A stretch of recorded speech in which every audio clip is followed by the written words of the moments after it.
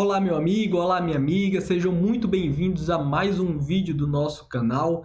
Eu sou Bruno Souza, médico dermatologista, membro da Sociedade Brasileira de Dermatologia, e o tema do vídeo de hoje é herpes zoster, popularmente conhecido como cobreiro.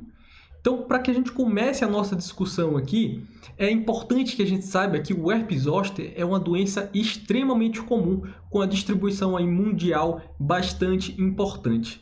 Só para que você tenha uma ideia, nos levantamentos dos Estados Unidos, estima-se que a cada ano existam 1,2 milhão de casos novos, só lá nos Estados Unidos. De tal forma que nós acreditamos que cerca de 30% da população mundial terá ao menos um episódio de herpes zoster ao longo da vida.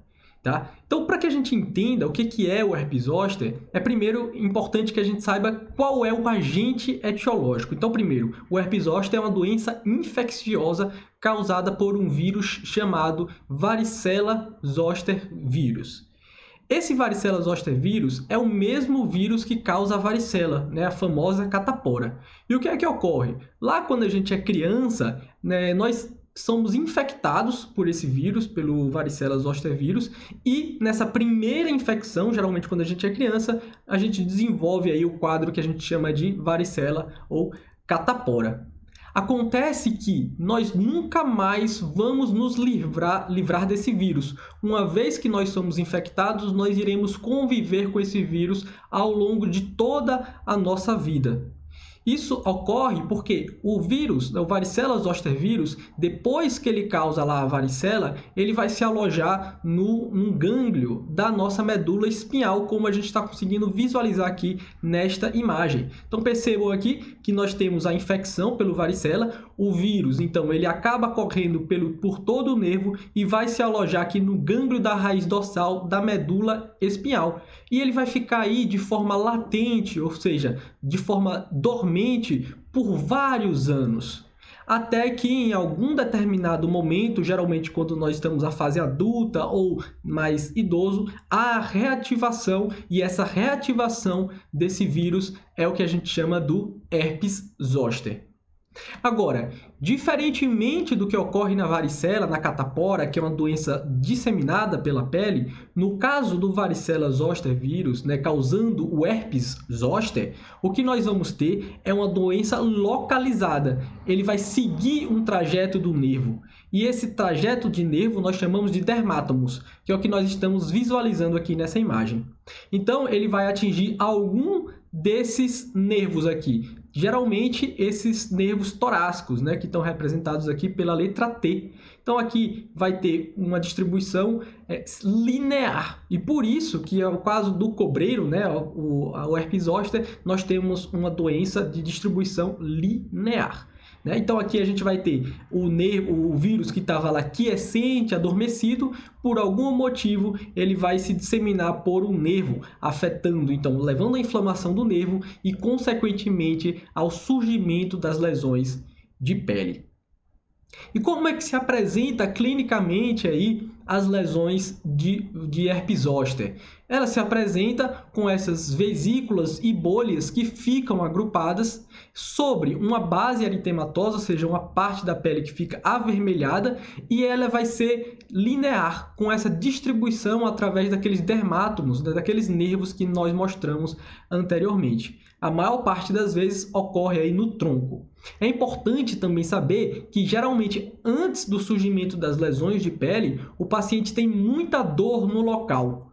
E muitas vezes essa dor pode simular até infarto agudo do miocárdio, por exemplo, dores abdominais, tá? E só depois que surgem as lesões de pele é que fica mais fácil de fazer o diagnóstico. Aqui uma outra imagem mostrando realmente essas vesículas bem coladinhas, então são vesículas agrupadas sobre um fundo eritematoso, ou seja, sobre um fundo avermelhado, também bastante típico aí do herpes zoster. Por vezes pode haver acometimento da face, dos nervos da face, e nesses casos é importante que a gente tenha também um acompanhamento com o oftalmologista, porque pode ter um quadro que a gente chama de herpes zoster oftálmico, ou seja, acometimento do olho por conta do herpes zoster. Mas Por que é que ocorre o herpes zoster? Quais são os fatores de risco que fazem com que uma pessoa tenha mais chance de ter um episódio aí de herpes zoster? Bom, de longe, o mais importante é a idade. Então, como eu falei, geralmente quando nós chegamos lá na fase adulta para a fase de mais idoso, é quando surge a maior parte dos casos de herpes zoster. Isso ocorre porque a nossa imunidade ela vai decaindo ao longo do tempo e isso predispõe à reativação do varicela zoster vírus que está lá alojado no gânglio dorsal da medula espinhal, como nós mostramos anteriormente. Outros fatores de risco, então aqueles pacientes que são transplantados de órgão, principalmente transplante de órgãos sólidos, transplantados de rim, transplantados de fígado. Esses pacientes utilizam imunossupressores cronicamente e isso faz com que eles tenham maior risco de ter reativação do varicela zoster, de ter o herpes zoster. Outros fatores de risco, doenças autoimunes. Então, pacientes que têm lúpus eritematoso, pacientes que têm outras doenças autoimunes que estão fazendo uso de imunossupressores, ou seja, aquelas medicações que diminuem a imunidade, também têm maior risco de terem herpes zoster. Outro fator de risco bastante importante é a infecção pelo HIV. Então, é importante quando a gente tem um episódio de herpes zoster num adulto jovem sem nenhuma doença, é importante que a gente faça sorologia para HIV para avaliar se esse paciente não tem algum grau de imunossupressão.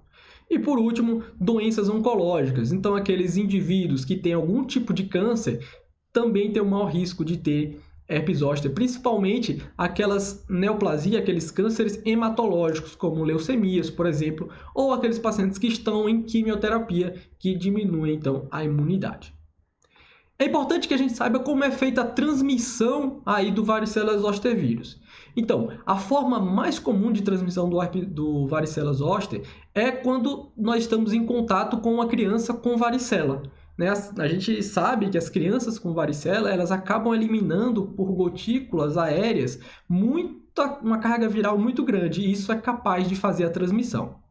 Agora, aqueles indivíduos que estão no episódio agudo de herpes zoster também podem transmitir através das gotículas ali da pele, daquelas bolhas e vesículas. Então, tanto as crianças com varicela quanto os adultos, as pessoas com episódios de herpes zoster podem transmitir aí o varicela zoster vírus, o vírus. Então a gente precisa ter cuidado nesses casos. Então a gente orienta que aquelas pessoas que estão em um episódio agudo de herpes zoster que ocluam, aquela área que tem um vírus para que não haja a disseminação.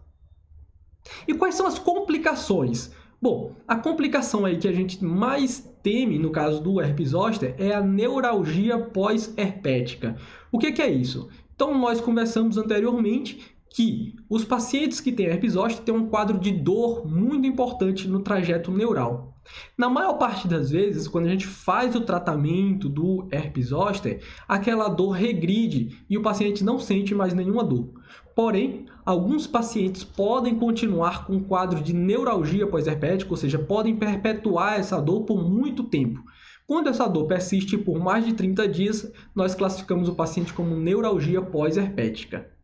E aí, como é que a gente faz para evitar? Bom, existe uma controvérsia nos estudos, mas a gente acredita que o tratamento precoce do herpes zoster possa reduzir o quadro de neuralgia pós-herpética.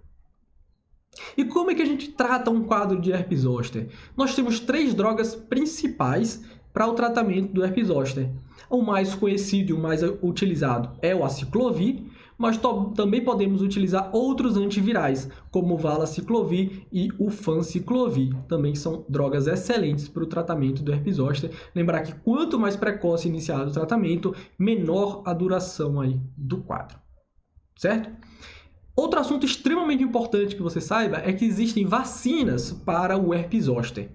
E o primeiro ponto que você precisa saber é que essas vacinas para herpes zoster estão indicadas para indivíduos que tenham mais de 50 anos. Então, aqueles indivíduos com mais de 50 anos têm indicação de fazer vacina para o herpes zoster. Para quê? Para reduzir a chance de ter um episódio de herpes zoster e para, caso tenha o quadro de herpes zoster, para que ele não desenvolva a neuralgia pós-herpética. Então, é extremamente importante que as pessoas acima de 50 anos sejam vacinadas para o herpes zoster.